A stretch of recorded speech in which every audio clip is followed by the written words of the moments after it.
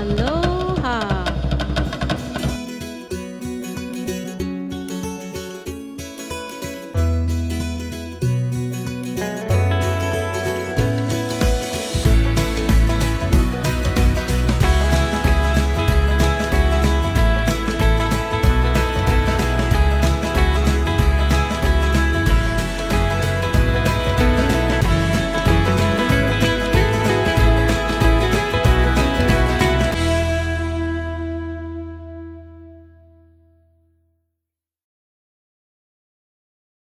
Speaker tonight, and I hope you guys, well, we got the plants right here right now, and he's known for fixing up all these sickly plants, and he can tell you what to do, okay? So take out your pencil and paper, and let us welcome Scot Mitamura. Okay, Scott. All yours. Wait, Scott. Hi. We have to lay you. Oh, okay, no more trips on that. Oh, thank you. Kenny, thank you very much. Twins now. Yeah. Oh, it smells so good. From your lady friend, Maureen. Oh, from Marie. Yeah, I thought I got rid of her. She volunteered at the Foster Gardens for many years. Yeah, even got married in the garden. Yeah, she forget already. Anyway, I'm gonna try to keep this short because Bernard like catch the plane and lose his money in Vegas. So he said, hurry up. But anyway, been doing this kind of Orchid Doctor session at the Windward Orchid Club for like about over 30 years. And you know, you think you would see it all, but you never do see it all. You know, you always see something new. But you see tendencies and trends, and pretty much everybody has the same general problems. Yeah. So don't feel bad because you're not alone. And I'm glad you folks brought some things, because if I had to bring it all, then it makes myself look bad too. Yeah, because trust me, I know what's going on already, just by look. I've done all this already. So, and I continue to do because there's areas I neglect in the nursery. And so the bad thing on my end was I easily found bad plants. So that means I'm not doing a good job. Most of the problems that you will have in growing orchids is going to be, back in school, it'll be considered physiological disorders. And that's basically poor culture. Okay, it's your environment. If you provide the right lighting, air circulation, watering cycles and all that, you won't have as many problems. So a lot of the real simple things all tend to be just slight changes in your culture can make a big difference on the result of growing your plants. So, and that's good because you don't have to spray chemicals, you just have to move the plant maybe sometimes a few feet, give it more light, or water it in a different manner, and then you can clear up a lot of problems. Then the second batch of problems is going to be your pests. Insect pests, diseases, and things like that. Yeah. And of course that goes on and on. There's a lot of them, but the good thing to remember is as you get better in growing your orchids and understanding the culture and creating microclimates for your orchids, your insect problems will minimize. Okay, your other pests will minimize. I can simply start out as, we all have, probably one of our biggest problems is going to be, I know the lighting's bad in here, but it's a nice Cattleya flower. It's all eaten. and it's kind of very sloppily eaten. Any guess to what this might be? Slugs. Slug, yeah. So I guess you guys have all experienced slugs, yeah? So, you know, a simple thing to minimize your slugs and snail problems is there's a reason why commercial nurseries grow their orchids on benches minimum 18 inches above the ground. 18 inches is determined your splash zone. So anything above it, when it rains, water should not splash on your plants. The water is going to bring your fungus and bacteria on your plants and create problems, and also make it close, if it's less than 18 inches, closer to your slugs and snails. So just by moving your plant up a little bit, you can kind of make a big difference on controlling your slugs and snails, okay? Sanitation is always important for all your pests. Simple cleaning up. Don't let the flowers dry, fall on the ground. Don't let your gardenias, bukini flower and fall on the ground, because those, and we all know what thrips are, right? The little black bug and anything fragrant. So gardenias, pikaki, pacalana, stephanotis, what else? Plumeria. Plumeria, roses, citrus trees, anything really fragrant. When it's in flower, it's covered with thrips, okay? So the thrip is the guy making your lemons all rough and scaly. Yeah. So that lemon is about the size of, not even 1/8 of an inch round. That thrip is in there going for it. So out of the insect pests, thrips are probably your most cumbersome, most bothersome for everybody, yeah? And fortunately, it tends to be summertime when it's hot and dry, and not so much in the wintertime when it's raining.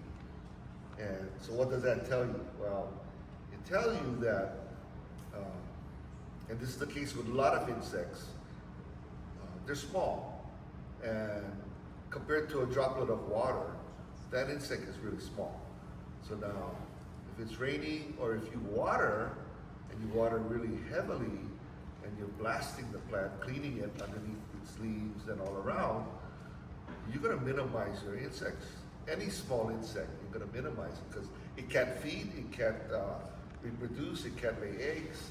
You're disrupting the life cycle. So anytime you wanna control any pest, your goal is to not to eradicate, because that's nearly impossible. Your goal is to minimize the effect on your plant.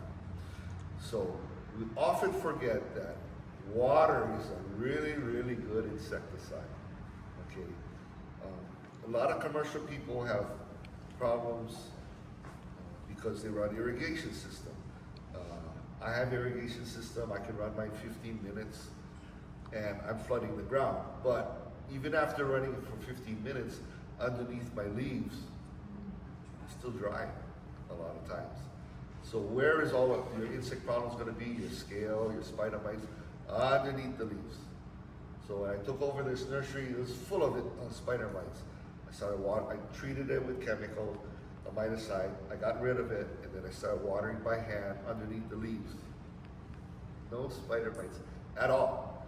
Completely took away the problem. Yes, What does question. a spider might look like? Spider might look like this. It looks like a little red spider.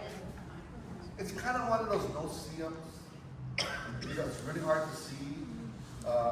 If first you're going to notice is scarring on your plant tissue, and it's almost always on the underside of the leaves. So it's going to be kind of brownish, so something grayish and rough.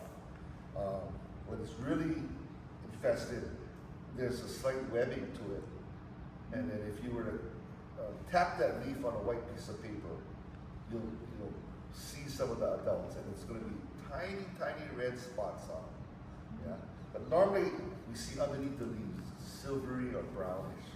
Yeah, and that's already the scarring from the spider mites. They could be treated, but scarring will remain, like scars on us. So what you want to do is treat it and treat the new leaves also, so that they don't get the spider mites too. But they'll kind of suck on the leaf, yeah. So so this plant got issues. So, going back to, what was I going back to?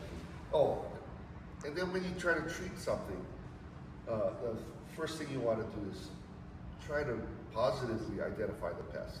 You know, bring it into the club meeting, or you can go online and those phone apps, picture. But sometimes they can help you. But identify the insect pest, and then you want to try to treat it. Now, most people, I used to have to scold my coworkers at the botanical garden, right away they want to turn to a chemical. And I always say, that is part of your treatment. The first thing you do is clean up the ground. Yeah, because, for example, your flower thrips pupate in the soil. So if you have dried leaves and flowers all on the ground, around your growing area, they come back right onto your new flowers and new growths, and they start to cause damage. You also want to understand the life cycle of that pest. Okay, going back to the slugs, most of us are trying to treat the tan slugs and African snails. Is a predominant problem. So any of the slug baits will work. I use this coated Deadline MP. It's coated so it lasts a couple of weeks. But there's other forms of this slug bait, this metaldehyde in there. And the other common one that we used to use was the straight metaldehyde, which is silica sand coated with metaldehyde powder. The problem with that is the metaldehyde is not coated, one irrigation or one rain, and it's gone. Okay. Depending on the pest now, there's so many different types of snails, and I don't know the name, but there's this small little one about 1/4 inch long, that's like a football shape. There's one that's about 3/8 of an inch round that looks like a Cinnabon. All kinds. And there's a bush snail, which is black and it's the size of a pinhead. And it comes out, and the snails and slugs are all nocturnal, so while we're sleeping, they're out there having a good time. So I tell them, go out there and look at your plants at night. And but those bush snails, the eggs can hatch within 24 hours. So if you put the regular metaldehyde that's not coated, you apply that, and then you get a rainfall, well, you could have the next day bush snails emerging. Then all of a sudden you assume that the product doesn't work. But really, you didn't understand the life cycle of the pest. So the most common ones is the tan slug and the African snails. And they kind of have a life cycle around 2 weeks. So my suggestion is you apply and then reapply within 2 weeks, because you want to get that second generation of emerging eggs.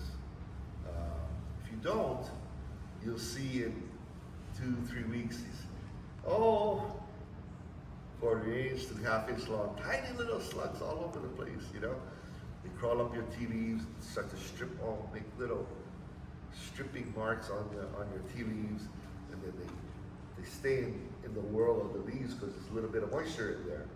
And then they get bigger and they kind of just strip all of your tea leaves from the inside. But it's really important to do your second application. Where do you get that stuff? I don't know if they sell it retail anymore. They sell Deadline still. Oh, they do? Yeah, It's not that easy to find, but they still have it. Yeah, and there's other forms too. There might be liquid ones too. The slug brown pellets that they sell. That's good. That's good too. Yeah, just reapply. And a lot of people are really worried about, and a good friend of mine said that, it made my dog sick. I said, the product did it. You did it. Do you understand that this little prill, the application rate is 5 to 6 prills per square foot? So if you apply it properly, the animal is not going to get sick. The mammal isn't going to get sick. This is a molluscicide. Its target pest is a mollusk, or a snail, or a slug, or one of those critters. So it's really not, for the dog to have gotten a toxic amount, you had to have misapplied it. There's no way the dog would get enough, yeah. So understand, always read the label directions, because all of a sudden you have this misinformation. And that's why I like to give the talks. There's so much misinformation, especially with the internet. So much nonsense. But even within the speaking circuit, within the orchids, a lot of nonsense. How many speakers are out there that are horticulturists? Not many. So try to dispel a lot of the myths, so that we're all safer and we get more successful for in growing our plants. Okay, so enough of the slugs and snails. Okay, what were we talking about? So the thrips is probably the most problematic thing, other than second to the slugs. Like I said, any fragrant flower will have the thrips. What happens is when the fragrant flower stops blooming, where do the thrips go after that? So my neighbor has gardenias. Whenever it's finished blooming, what do they jump on? All my anthuriums. So the anthuriums, you ever see the flower come up and it's all twisted and brown and like that? Well, there's a little crack in that bud. That thrip goes in there and he's having a good time, all protected. Then it opens, the flowers all blue. Yeah. So this is a Cafeteria that the thrips went in, and this is totally ruined. Wherever it's overlapped, they're in there, and they have that scraping mouth, and they totally disfigure the flower. But when they get that, especially in the summer when it's hot and dry, even your hono-honos will get hit. So, somebody about the hono-hono. Yeah? Same thing. Yours is just starting. If you treat it right away, the tip will continue to grow. If you let it go too long, the tip dies and you have to start all over with another. But I had them hit mine real bad, and I sprayed it, and now it's starting to grow out again. So luckily, hono-honos will kind of drop their leaves and flower again, so no harm, yeah? So this will come back. What is wrong with that one? Thrips, so both of them got thrip, yeah? So they'll attack your leaves too. What they do, they go into the new growth, into the whorl, where the leaves are folded, overlap.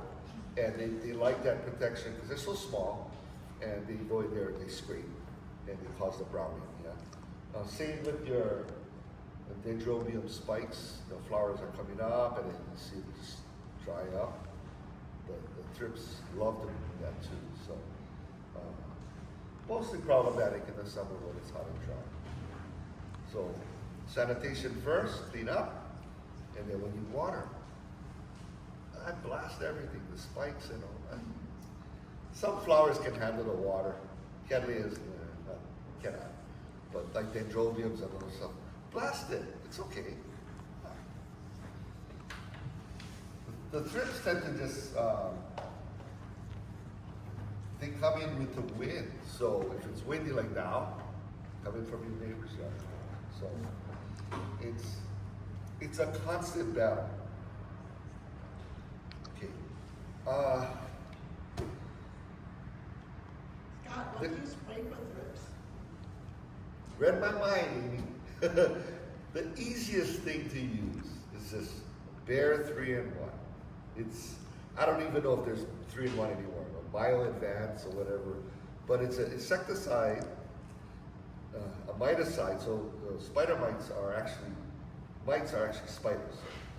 They got more legs. Insects are 6-legged, spiders are 8-legged, and a different chemical to kill them, different mode of kill. But anyway, this Bare 3-in-1 has an insecticide, a miticide, and a fungicide inside. So pretty much anything that ails your orchid, you don't need to know what it is, just spray this. And do it a couple of times. What's the ingredient in it? They use the same name, but they change the ingredient. They changed the ingredient, yeah.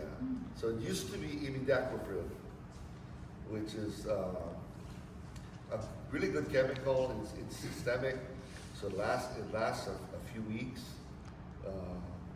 but it's bad for the bees. That's the product that the bee can carry back to its hive and damage the hive. Yeah. So, but normally orchids don't really attract a lot of bees. Once in a while, you see the bee dying in the orchid flower, like dendrobium, but that's the old guys. They're not going back to the hive, so they go in the flower to die. So, but yeah, I believe it's reformulated, so that shouldn't be an issue now. But this is the easiest thing, yeah. And even Longs was going on sale, and so I would buy for the club members, and oh, first day, no more. Then try to buy this wholesale by the case, more expensive. Oh. Because I guess they sell it at Longs for a lost leader or something, yeah. But yeah, it's good. So you don't even know, I have to know, there's something wrong, just spray that. Okay, we can just kind of go down the road. This is, Kelly, your plant, yeah? That's mine. So this is a dendrobium, yeah? What's Fimbriatum. that? Fimbriatum, the Yeah. yellow with The yellow, yeah. uh, Frilly frilly lip, yeah. Yeah. So she has leaves that are coming out like an accordion. So they're folded, yeah? This happens a lot with your Miltoniopsis.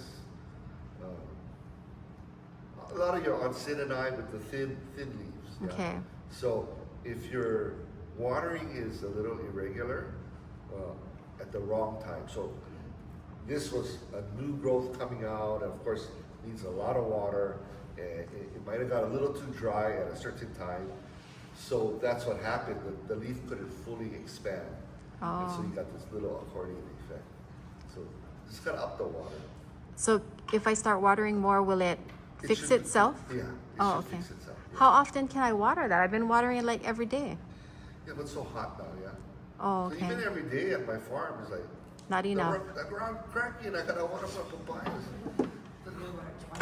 Wow, over 10 the rain fell, the ground cracking, yeah. So it's, part of it is temperature too, yeah.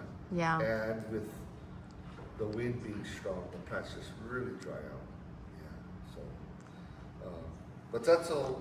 So if it's a chronic problem you cannot resolve, you might want to change the media. That one I just repotted Oh, okay. because it wasn't doing good. It was shooting out all those keikis. Yes. I divided it, repotted, so So that's it's really good to discuss brand new. Like that. Okay, so she's bringing up a lot of points, and if you have a dendrobium or any plant that starts to throw a lot of aerial keikis, little babies from the top, that's the plant's telling you something. The plants communicate with you, but you need to know plant sign language. I knew something was wrong because it was throwing out That keikis. is really good. The first thing you gotta know is, hey, something's going on. Yeah. And then you bring it out, you ask, you know. But when you see a lot of keikis, what's happening is the root system is probably dying. Yep, when I took it out, No more roots, Never- right? never have roots. Yeah. You're gonna be good. You're gonna be able to predict everything.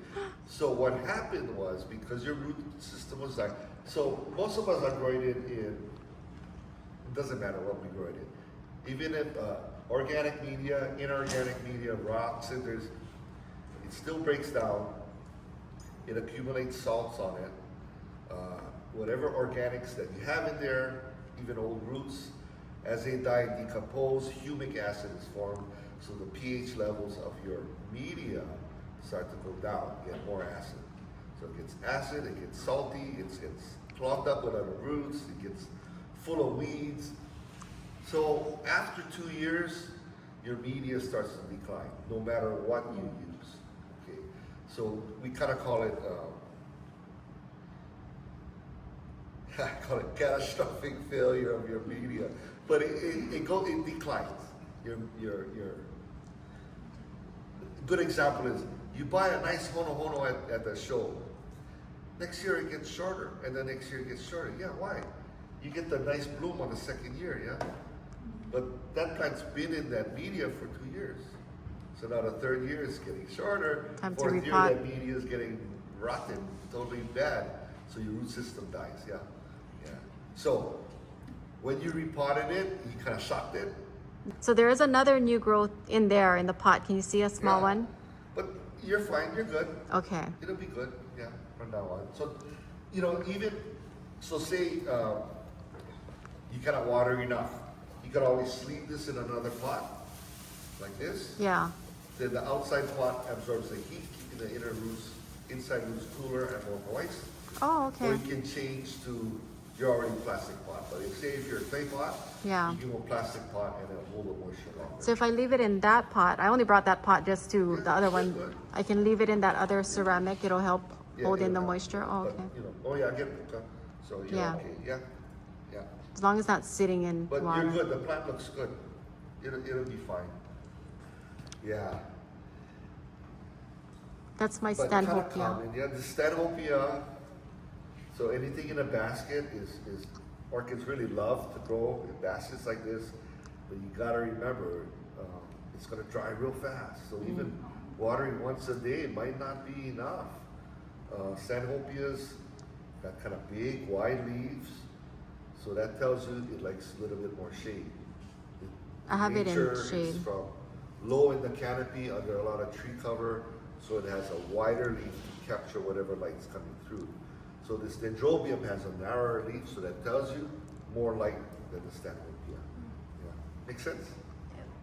Now it's morphology I teach you guys. Before I forget, so I have a question regarding watering at night, because we just heard a talk from Roy Tokunaga. Yes. All this time I've never watered at night because they say water early so your plants have time to dry out.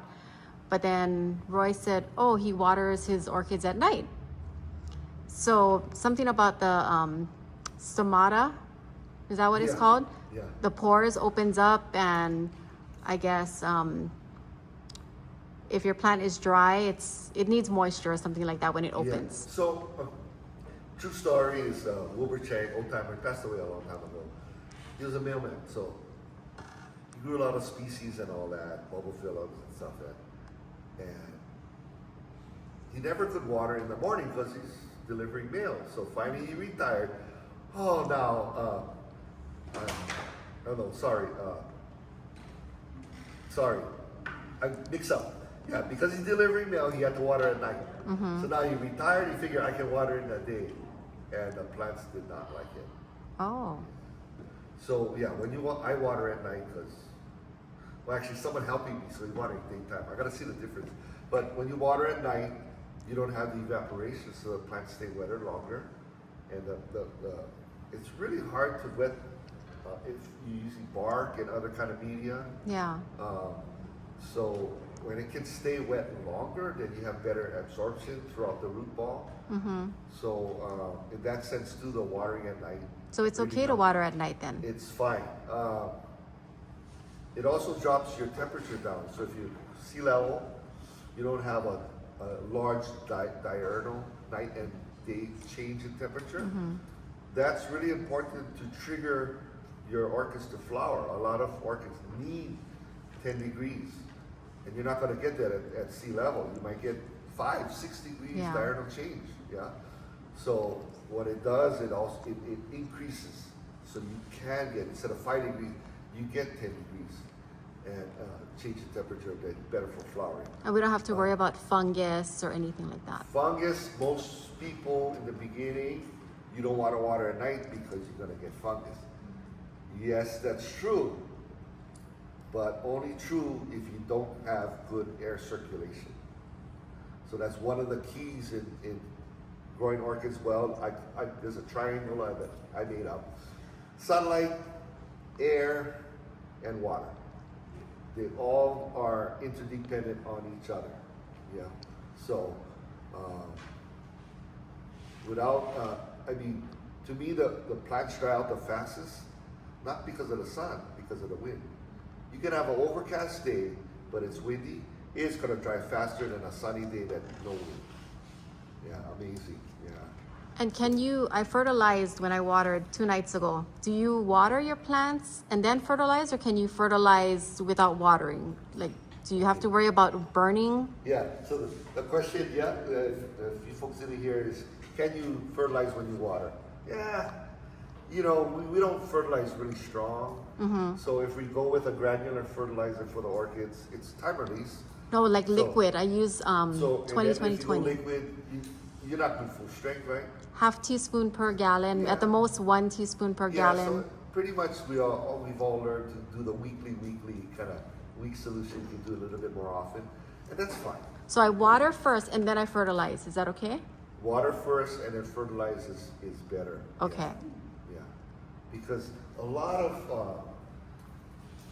the orchids have on the old stems they have this dry sheet, and then your first watering will wet it, and then your second watering with the fertilizer it absorbs it a Oh, little bit okay. better. Yeah, yeah. And how much fertilizer, like besides the dilution? So I'm using like, you know, the watering can.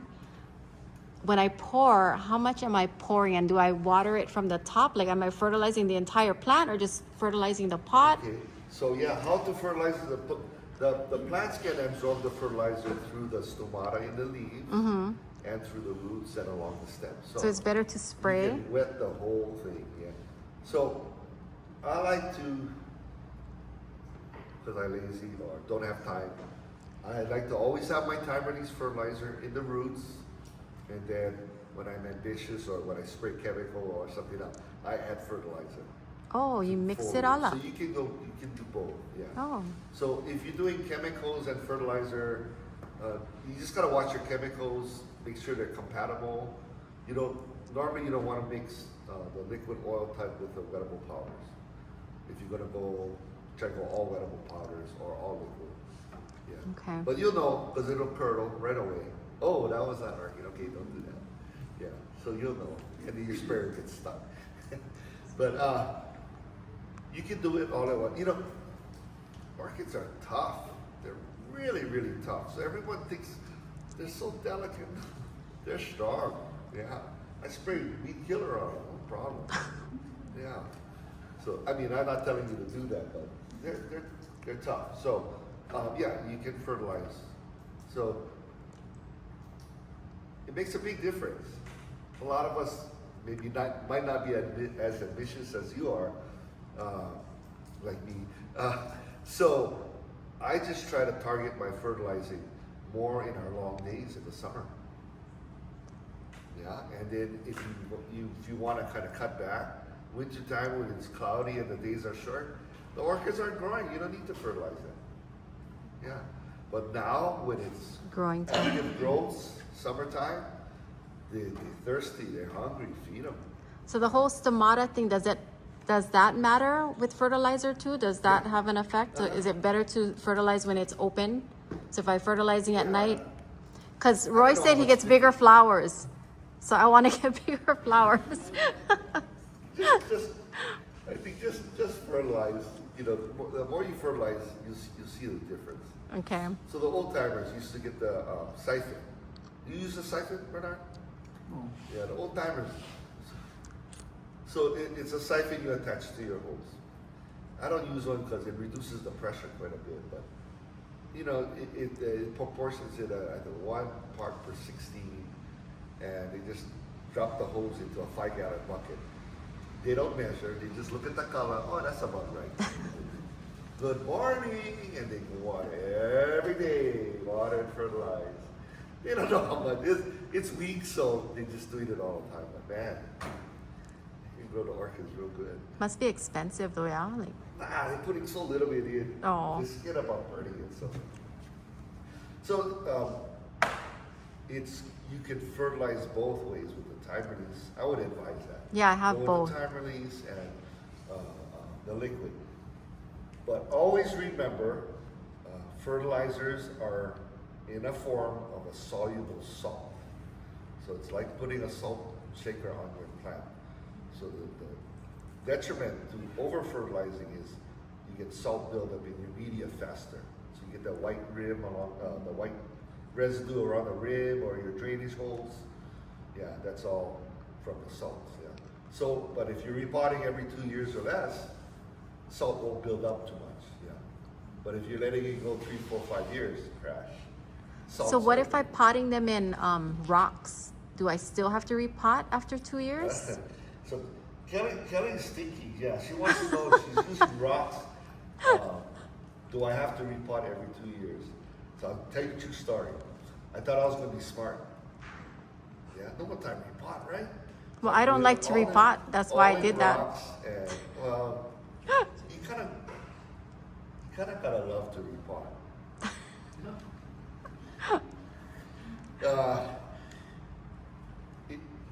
What happens is, well, my story is, I grew everything in rocks and cinders, a lot of specimen plants, a lot of awards. To this day, all dead. They just crash. Because it reaches a point where the salts build up, the acidity level, the old roots are dying, media is breaking down, getting mushy. Yeah. So it, Becomes even in toxic. rocks, Even it's in still, rocks. yeah. And there is no flushing. Well, okay, so that goes back to watering too. So everything's kind of tied together. So when you want to water really, really heavy. Most people don't know how to water. And Michael Sin, Kanaka'ole Orchids, he's from Venezuela. He always said, water like a monsoon. Then you water again. Then you water again. Then you water again. That's how heavy. If you ever grew an orchid in a clear pot with bark,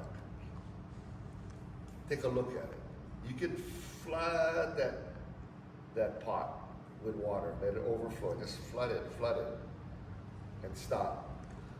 Maybe a fourth of the media is going to get wet. I've done it 10, 12 times. It still wasn't fully wet. So I put it out in my nursery under the irrigation, run it 15 minutes. Hardly anything goes in there. You got a phalaenopsis, the water not going inside. The leaves block it, yeah. So watering is so important, and when you can water it really heavy, what you do is you flush the salts out, so it doesn't become toxic as fast. But it's more important when you fertilize a lot. Yeah. Because you really want to flush. You really want. If you soak the pot in water, does that help?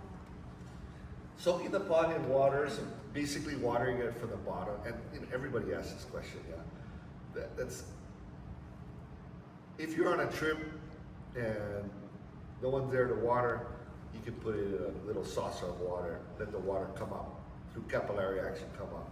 But it's not something you want to do on a regular basis because it makes the salts come up to the top. Oh, Yeah. okay. That makes sense. Yeah. So, but these are questions that people have all asked before. Yeah.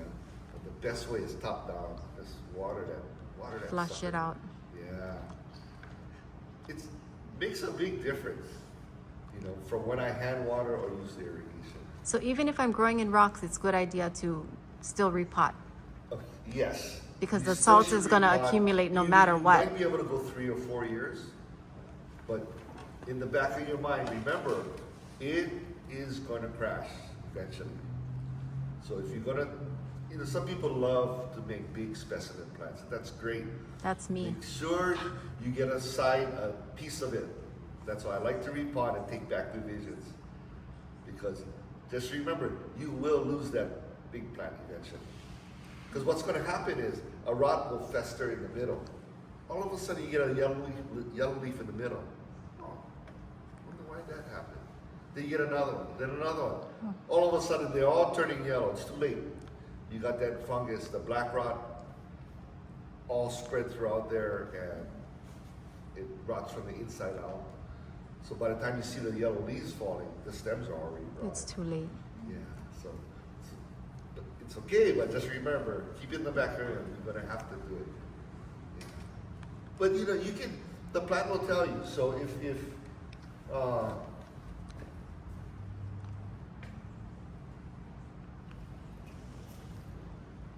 see a plant like this and the roots are coming out, what's it telling you?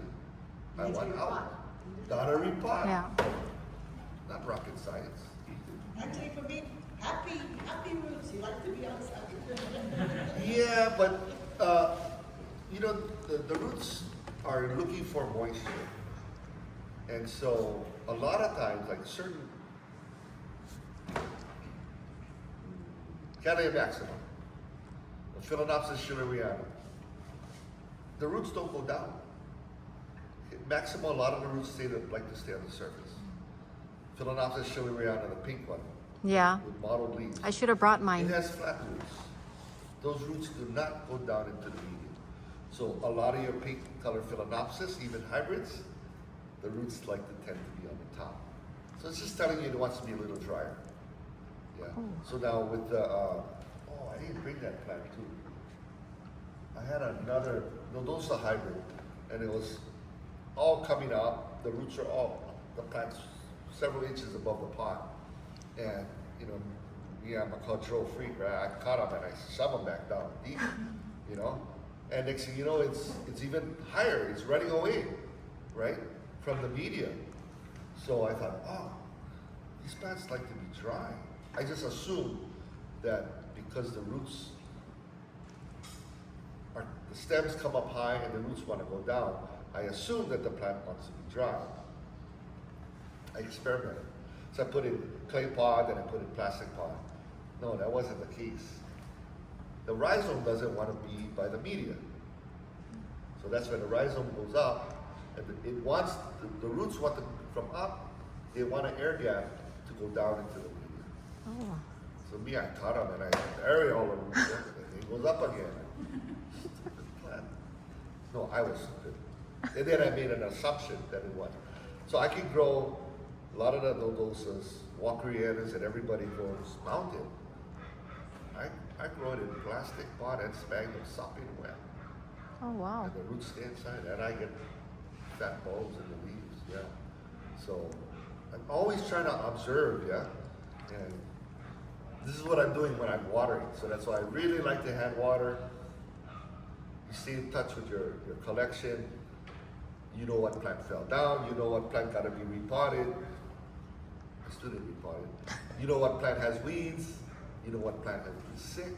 You know, so if you just run the sprinkler, you lose touch. Yeah. Yeah. Like I work certain areas, the timer died, so benches all dead. Oh, no. Yeah, doesn't take long, you know.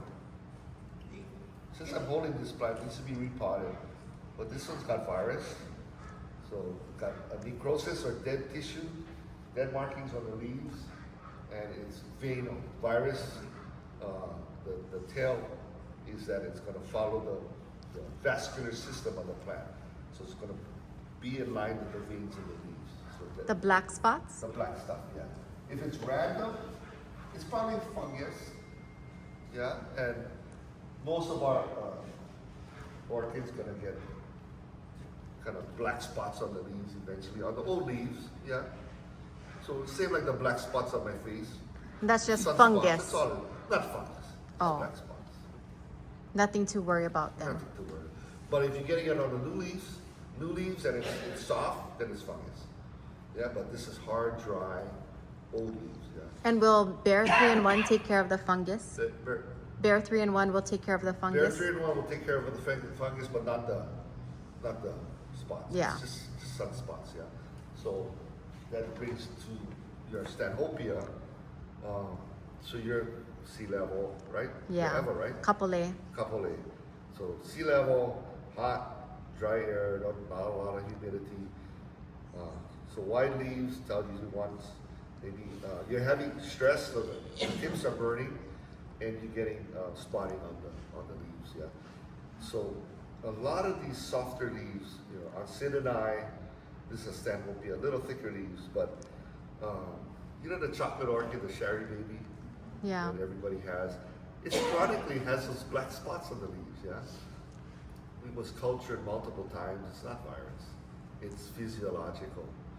When you study the background of Shari baby, one parent is high elevation temperate. So it likes to be a little cooler actually. So black spots come out. So if you grow it cooler, shadier, a lot of times the black spots go away. Yeah. So physiological, yeah.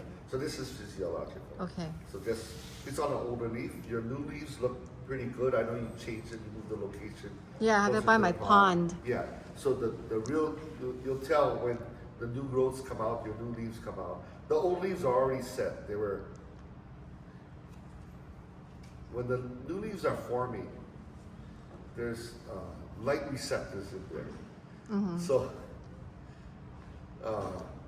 if it's under shade, the light receptors go sideways. If it's under a bright condition, the light receptors go up and down, so it doesn't burn. Oh. So the leaves formed in higher light or drier condition are different from the new leaves after you moved it.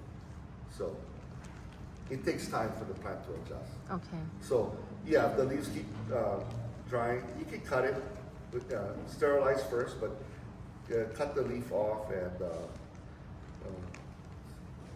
sometimes just by moving it, it'll go away. What about the spots? Do So I that- cut yeah, that that- off too, or? Yeah, well, it's not fungus, it's physiological, so So it's okay. if you don't mind it, I will just leave it. Leave it alone. But you know, say it was flowering, you put it in a show, then you want to Cut it off. Yeah. But other than that, it's okay. I mean, we're so used to seeing perfect leaves, yeah. You buy it from the commercial guys, the plants look so good, yeah. But try to look at a wild collected plant. The thing is hideous. So when I gotta repot that because it's sphagnum and it's growing through the basket, how do I repot something that's growing in sphagnum that's all like, Wow. you know, So I don't like growing baskets. I cut the basket. cut the basket? Yeah. Well, like anytime you divide, you're gonna look at find your newest growth, which is, well, this case is coming out from the side, you gotta cut the basket. But normally the new growth will come out on the outside. And then if you make a division, you're gonna go three, remember the Yeah. family. I'll unit, never mommy, forget that. daddy, for strong cakey, you got mommy, daddy, so you have 3 stems per division, yeah, minimum. Because So, I'm gonna of have course to it's change that sphagnum, right? It's eventually it's gonna go bad and Yeah. Eventually, you can tell when it gets mushy. is it there? No, not yet. Oh. Yeah. The darker it gets, the older it is. Yeah. So that was good. That one had a lot of things in it. Jumping around. I don't know if I finished. It's a nice Cafeteria, and got the. I know this real well. So when you start to see the yellowing, Mealy bugs, it's- No. Scales, yeah. that's right. Bonjovial scale, guarantee. Oh, whose plant is it? So you- It was covered with white. Yeah, that so white, I that's a washed it, Bonjovial right? scale, yeah. So, White fungus. so when I get plants that are real bad, I normally repot them, but I'll just turn them on their side and get the hose with the high pressure. I just blast it all off. Then I spray it. Spray it with that blue bottle, Yeah. But if you got just a little bit, manually removing it, rubbing it works too. Yeah. But it Spray a little didn't come soapy back. water and just do that. That'll work too. Yeah. So unfortunately, the scar won't go away. You just don't want it to go on your new growths. But Cattleyas tend to always get that scale. So one trick to avoid it is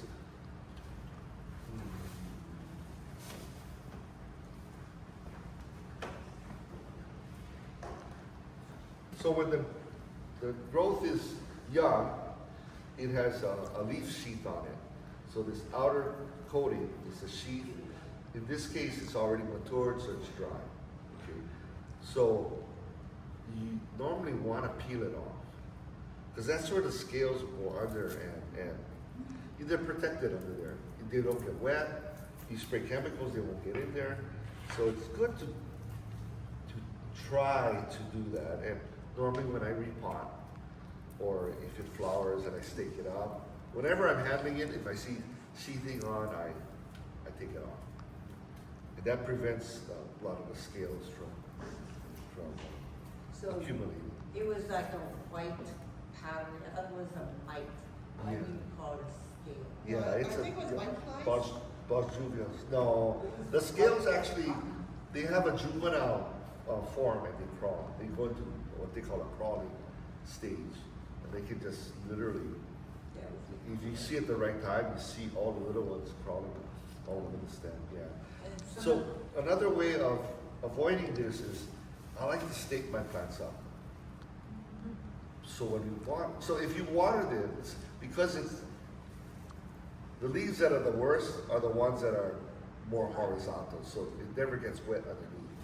But if you stake it up, then when you water, the scales won't get real bad, yeah. And then, of course, when you stake it up, you don't want the two leaves together, yeah, because all scales will be in there, so you want to kind of space them out. So, you know, my plants are all always staked up, and I space my leaves out. Yeah.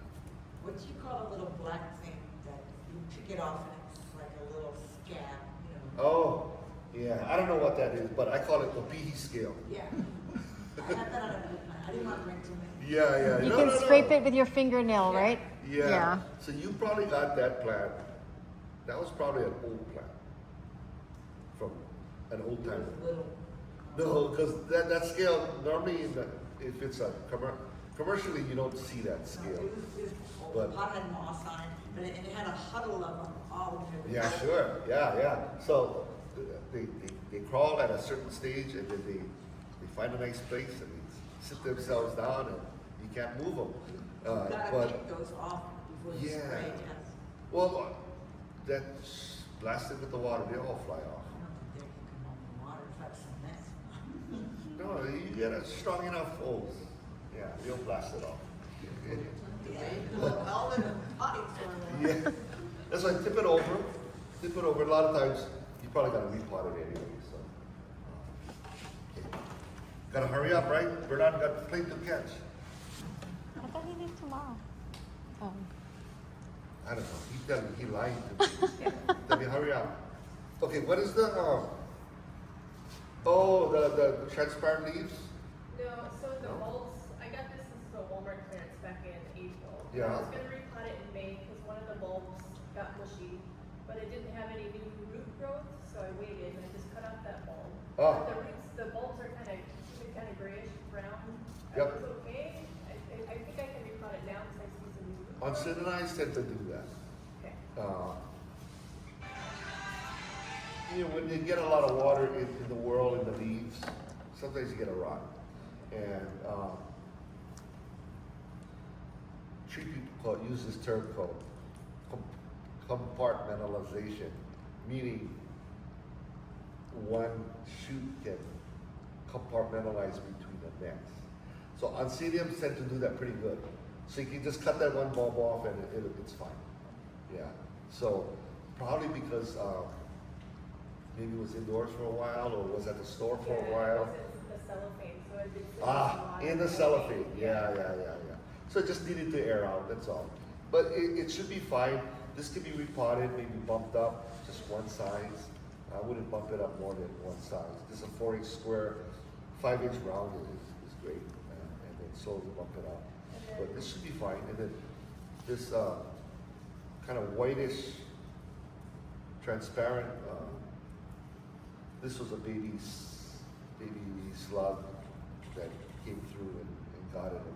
It's probably old, but a while back, yeah. I did have a question. Yeah. Since it's an Odicidium and Odontocidium. Odontocidium, yeah. Versus a regular.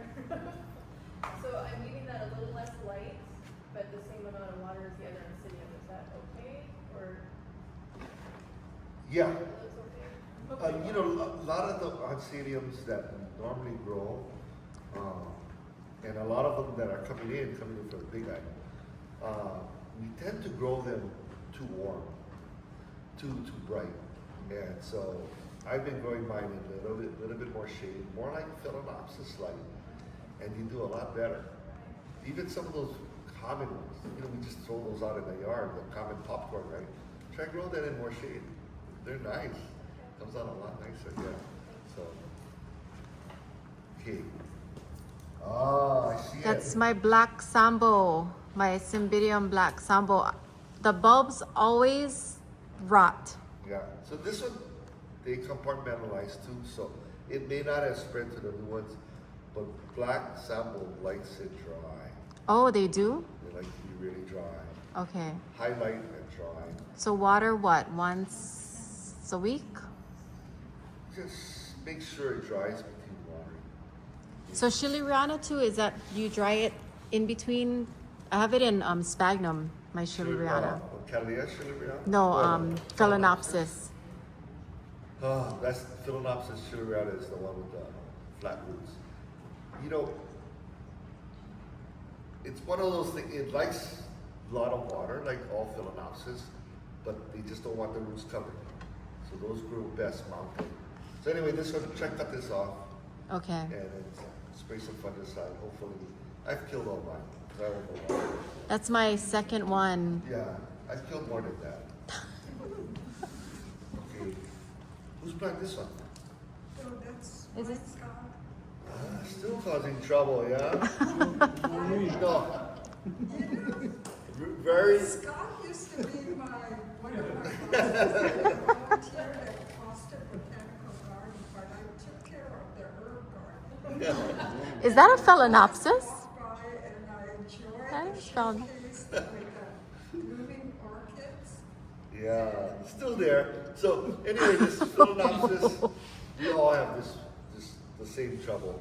Yeah, because a lot of times the Phalaenopsis come and then they come in these soft pots and they're often potted out into bark or rock into a bigger pot so they don't fall down in the stores. So what happens is you got a pot inside of a pot and inside there's a net pot with sphagnum. So you gotta go through, after a couple of years, you gotta go through it and disassemble, take it all apart because it's gonna rot from the inside. So, like Kelly said earlier, hey, the keiki started coming up, so that was your tell. Is that, something's going wrong down below, so it's trying to live. Yeah, so down on the bottom is all no good already. This keiki can come off, it has roots, put it in a little 2-inch pot with sphagnum moss, and it'll be fine. But the Phalaenopsis, I have about indoors. Yeah, yeah. But it shoots out those 2 branches Uh-huh. after the initial. Yeah, blossom. so Phalaenopsis, they have a bad habit of blooming themselves to death. They're gonna keep blooming and come out. And sometimes for years, yeah? But down below, if you don't repot it, eventually it's gonna turn into this. Yeah. Because it's been in this media a couple of years now. And then if it's in a bigger pot with some stuff on top, it's gonna crash eventually. So I tell everybody, when it's after the initial nice bloom is done, cut that stem off. Because it's gonna keep blooming, cut it off, let the plant rest and grow leaves in the summer. And then next winter, another nice strong one comes out. So how should I take off the keiki? Yeah. You're gonna see it's still green. Keep the green area and put that in a little small 2-inch, 2.5-inch pot with sphagnum. Cover the root and then throw away the rest. Yeah, you can tell she was a nurse, yeah. The hormone with the stretch tape on top. The branches. Yeah, never mind. Yeah, never mind the bend. Doesn't matter. Because when the energy goes into the stem and then the leaves fall off, so this is like a AA battery stacked up. All together, it's a battery. Everything is inside already. So even if the top bends, it doesn't affect the flower. You can cut it off. And then it'll still bloom. Yeah. So don't worry about the bend. But how come never bloom this year? Or get bumps? Hey, maybe it'll be real late this one. Still can bloom. Still can get bumps on it, on the stem. There was a You're fracture. probably over a month away. There's a fracture because it was Yeah. hanging down. No, never mind. And I put a splint with it. Yeah, that's why it's the juice inside already. Yeah. Yeah. Hey, that could be a good one, late bloomer. Okay, what else? You guys, I want to make sure I get all your guys one. That's it then? Okay, so I'm gonna talk about binos real fast. Some little different stuff. So yeah, I can say one more. So this is what happens. The meteor crash, so the stems all die. That looks familiar. There's on top. There's a little shoot. So I can cut this up and try to save it and pot it. Okay. So, but this is physiological. I didn't take care of it. I didn't repot it when I should have. Not virus. Not virus. Not virus. No. This one is fine. This is how they don't. The flowers don't stand up. They hang down. It takes a lot of work to stage them. Yeah, everything is staging. So I always get a stake inside and a wire about 18-20 inches long, and I gather all the stems together. Because if you could take it to a show, or you even just want to enjoy it. If it's leaning, it's going to fall down and it's going to fall on the flowers. Of course, all the time. I make these little wire stakes and I stake up the flower. So this is another class that I do. We want the flowers, I can twist them, and we want the flowers facing the audience. Ooh.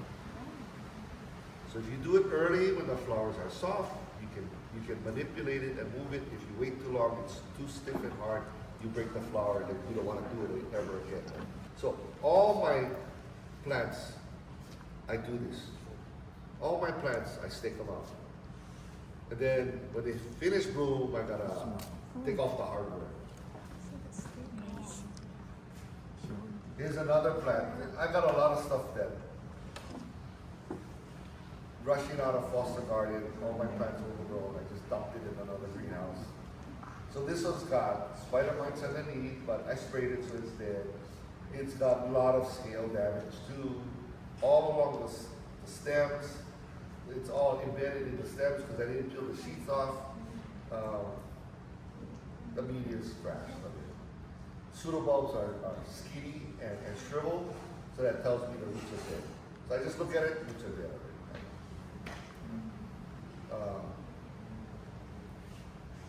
already. I'm using the excuse that I want to repot it at the right time. But actually, it's in such bad shape, it should be done now. But the best time to repot any orchid is when the roots are actively growing from the newest growth. So when they're just breaking the bottom, that's when you can go in and cut off all the dead roots and it won't set back. Okay. So in this case, I mean, it's been in here way too long. Old stems are dried out. I would probably make a 3 or 4 bulb front division, cut it at the rhizome, knock off all of it. I get time to do one. I'm gonna repot one. Oh, blossom midge on Chromatophyllum. All the buds drop, yeah. Blossom midge. It's another no-see. So when they just start falling, it's probably What midge. they do is they hit dendrobium, Chromatophyllums, almost anything. But when the spike is really long, like a dendrobium spike, when it's really small, like an asparagus tip, the adults, which are like white flecks of dust, they'll come in and inject the eggs in the sheath of that, or the new spike, yeah? And as the buds develop, the larvae hatch and crawl into the buds, and they're inside the buds. So even if you spray it, it's hard to control because it's inside. And then even if you spray it, the adults are active morning and evening. And they're not feeding on them. They're not feeding on them. So even if you spray, you're not killing the adults. Unless you contact them in the evening or in the morning. You're just injecting eggs. So you gotta hit them with a systemic that gets into the bud. But like these, when either the buds are fall off, or if they get bigger, and you open it up, it's all wet inside, and you see the larvae in the there. Oh. Yeah. So when I have like the bud comes out and the bud just kind of drops off those strips. What is that? If the bud comes out and then the bud just turns yellow and then drops, that's thrips. No. Normally the trip will make it brown before even the bud. So if it could be a midge. Could be a midge, yeah, when the buds are bigger. Yeah. So the midge, the buds will still develop. Yeah, Eventually but it'll just often fall off. misshapen. They'll be like lumpy, misshapen, and look Okay. funny, yeah. Yeah. Mine look the same, just that they turn yellow. Oh, okay, they could be just regular bud drop then, if they look Yeah. the same, yeah. Some are just susceptible, based on the type, or, weather change, anything can, make the bud drop. Because the buds came out normally, but then one by one, they just turn yellow and drop. Kind of monitor it. If it does it all the time, it could be genetic. But if it was only that one time, it could be physiological, changing temperature, changing the air, wind, movement. I always sterilize my pruner. This case, I'm gonna go, I'll cut. I'll leave the pruner, the grandma inside. Make a cut. Work on newspapers so I don't pass the, get ants inside. So whenever you have ants in your plant, I've been 100% correct. You didn't repot it for a long time.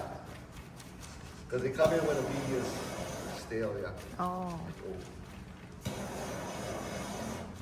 Ooh, tiny ants. Oh, I burned them. Anyway,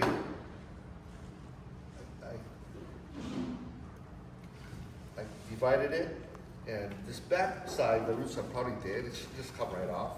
If it doesn't, then I work for the back side. Use your pruner instead of your hands, because if you use your hands, and plenty of hands. And if you use your hands, then you gotta wash your hands, yeah, before you hit the next plant, because you could spread virus. But I'll just cut the back, and the dead part just comes off. Oh, I'm making a mess. Wasn't all that dead. Most of this is all dead roots. And this is the nice, clean, more lively roots in the front. Take off all the sheathing. Cut this old spike off. I'm gonna put them right back in the same pot. You don't have to keep upgrading. You just kind of move it along in the same pot. So this plant, if I wanted to make it really strong, I repot them after every growth. Just cut the back one off and just keep it. Add little more media in the front, and then every growth gets bigger and stronger and stronger. And the back one, you can make a new plant with that too? That one I'm gonna make a new one, yeah. So always use the pruner, and you can go and strip the old bark, yeah. Or sometimes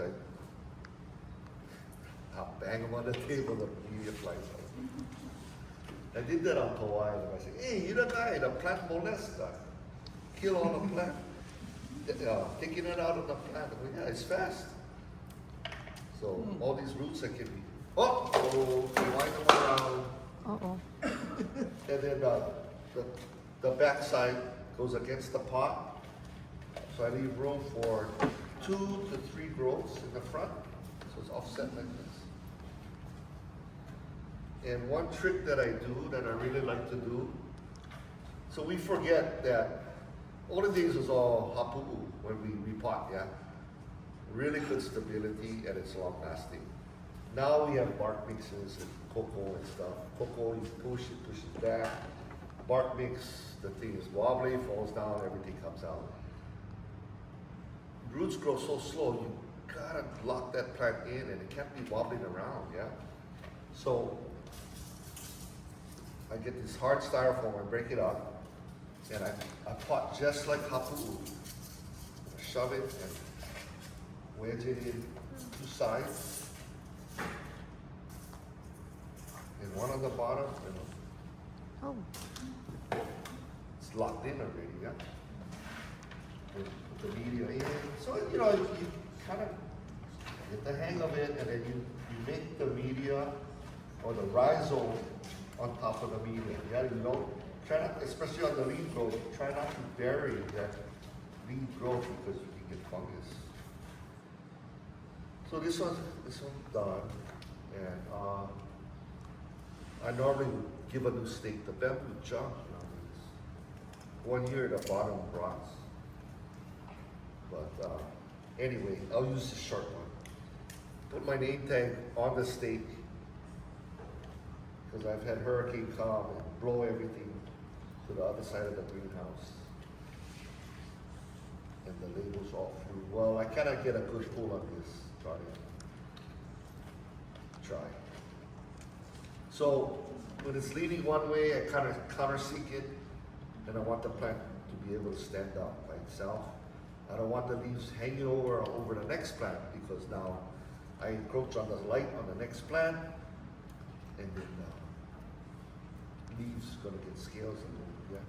So anyway, kind of upright, you know, but even in the bark, not come up.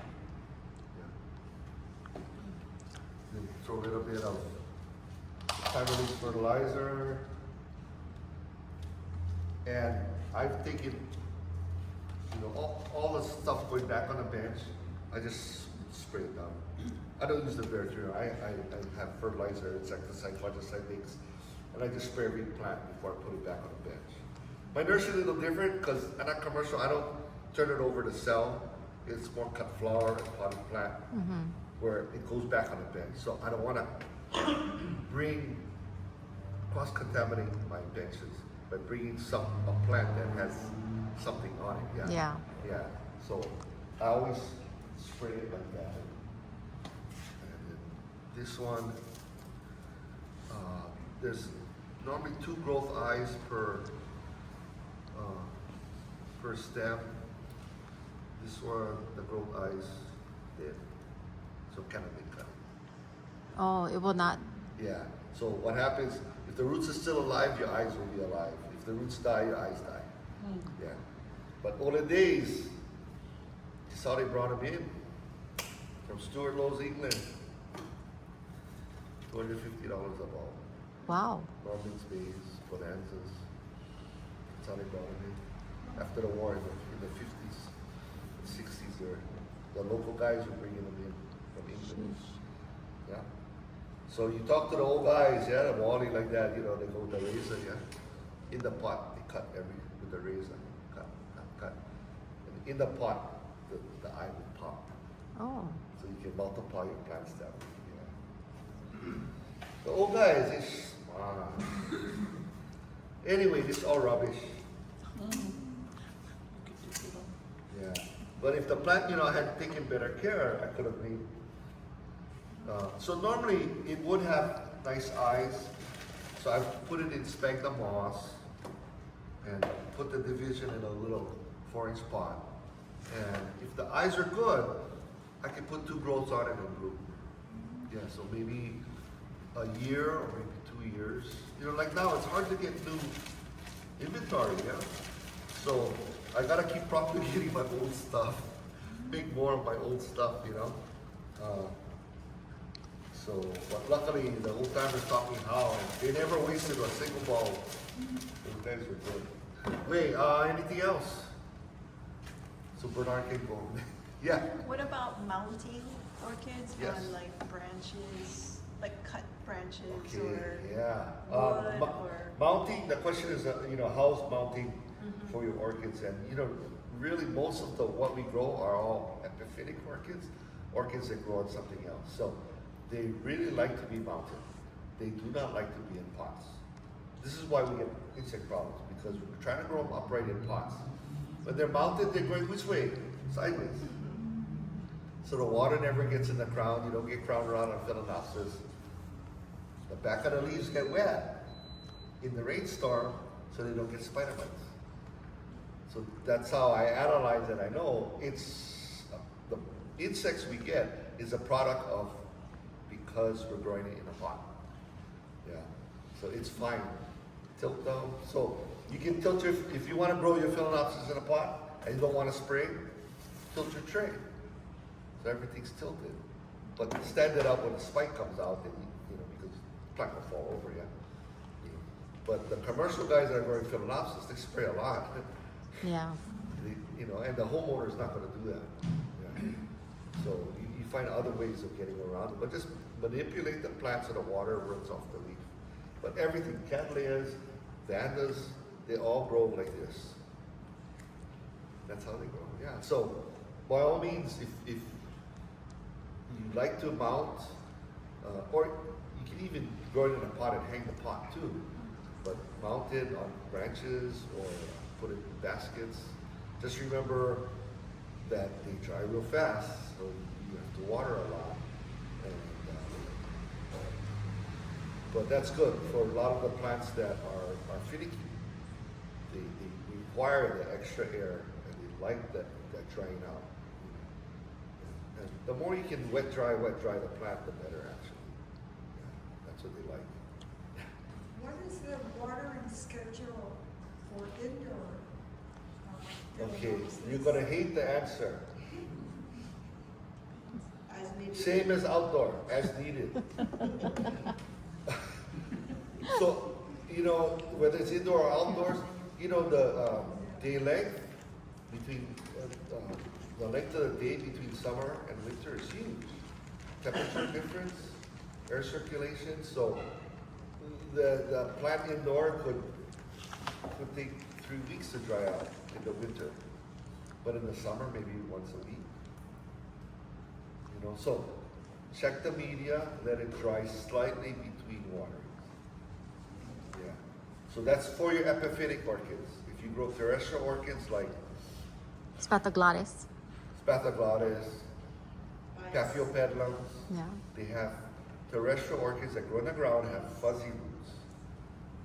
Fine roots. When you have fine roots, they like it evenly moist. They don't like it dried out. Once it dries out, the fuzzy root dies. But any of your hono kind of big, but Vanda, Cattleya, especially the bigger the root, the more it wants to dry out. So what about cymbidiums? Because don't most cymbidiums like to be moist? Yeah, cymbidiums, they have huge roots. Because But that one you cymbidiums said like are be not- dry. The Go on. sambo is a cymbidium, right? Yes. So But- cymbidium roots are only alive a year. And they're very prolific in the amount of roots and big roots, yeah? Mm-hmm. And if you repot it like every year, you're gonna notice the previous year roots, even though you try to save it, they're all dead, all hollow. So when you repot cymbidiums, you're supposed to bowl ahead and take all of those roots out. Oh. They're gonna die anyway. Okay. Yeah. That's what I learned from the big island. And they like to be, so they like to be more moist when Well, they're actively growing? When they're not actively growing, keep them on the dry side, but you got new growths, then you water it. Okay. Yeah. So like that one is new growth, so New I should growths, water. yeah. So what I would do is try to take that rotted back bulb off and then downsize the pot, put it in A smaller one. Is Is there a, ensures it to dry out faster. Faster. So how it works as far as drying out in the pot, you water it, the water comes out of the drainage hose, and then there's just water left in the media, okay? So no more water is gonna drain out. So the water that's left in the media gets taken out of the pot by the plant's transpiration, okay? As its temperature dries out, like air conditioning, it's gonna transpire and the water goes through the leaves and it cools the plant, keeps it cool. So that's why if you have a lot of leaves, a big plant in a relatively small pot, it dries out real fast. But that's good, that's what we want, okay? If you have a small plant and you overpot it, put it in too big of a pot, that little plant cannot transpire that water out, and it never dries out. That's why you don't want to overpot. If you're not sure, always go smaller, smaller? because the plant has to pull out the rest of that water. Yeah, makes sense, yeah? Yeah. Yeah. Is there a telltale way to know which orchids like more light, less light, more water. It's so confusing, like trying to remember, you know, this one likes to be more moist. This Okay, one likes so to dry yes, out. This no, one that- likes that's high great. light. This one like low light. So now plant structure, plant morphology comes into play.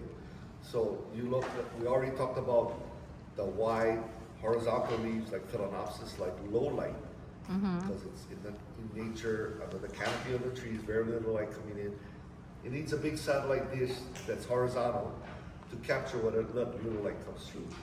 But it's like cymbidiums have narrow leaves that are hard and more upright. That's telling you more light. So narrow, hard, upright leaves tells you more light. Okay. Especially if you got, what orchid is that? Brassavola auriculalia digbyana from Central America, that it has all white powder on top. All is white all over the leaves, yeah? That's a sunscreen. It's telling you it wants to be on top of the dead branch in the hot, hot sun. Oh. Because it has natural sunscreen. Same with cactus succulents. If it's bluish, grayish in color, a lot of them have the white or white fuzz on it, or even thorns, or that's all to reflect light. So that's telling you, put me in more light. Yeah. So the plant kind of tells you, yeah. So simple thing, if you don't have a greenhouse, you got Phalaenopsis, don't put that out, you know, you growing it under the eave of your house, put that more in the back. Put their cymbidiums or the dendrobiums with the more upright leaves, put that more in the front. That makes sense. And then or have one block the other, yeah. So that's why a lot of times just moving it, or even within Plantea, you know, some are narrow leaves, some are. Yeah. That makes a difference too, yeah. Where you put it. Now I gotta look at all my plants. But now you're gonna understand. Yeah. Yeah, and it just, after a while, it just comes natural. Yeah. Okay. But whenever the plant's not performing well, not doing something right, just move it. You know you gotta move it and try to find a better place for it. Yeah? But they grow so slowly, so you're not gonna see the results right away. Yeah. Yeah. Any other questions? If not, we can wrap it Time up. to And eat. then, as I'm cleaning up, you Okay. can ask me too. Thank you. Thank you, Scott. So now,